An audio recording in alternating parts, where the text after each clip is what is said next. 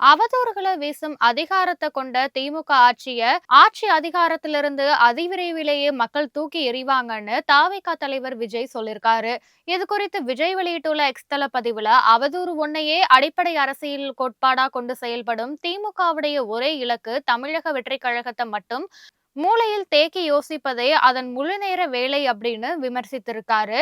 திமுகவுக்கு 1969க்கு பிறகு அவதூறுதான் அரசியல் கொள்கைனோ, லஞ்ச லாவண்யம், ஊழல் லட்சிய கோட்பாடுன்னு விஜய் கடுமையா குற்றம் சுமத்தியிருக்காரு. அறிவு திருவிழா என்று பெயர் வைத்துவிட்டு முழுக்க முழுக்க தமிழக வெற்றி கழகத்தை மட்டுமே மறைமுகமா திட்டும் திருவிழாவாக அதை மாற்றியதிலேயே அது அறிவு திருவிழாவா இல்லாம அவதூறு திருவிழாவா தான் மாறி இருக்குன்னு குறிப்பிட்டிருக்காரு.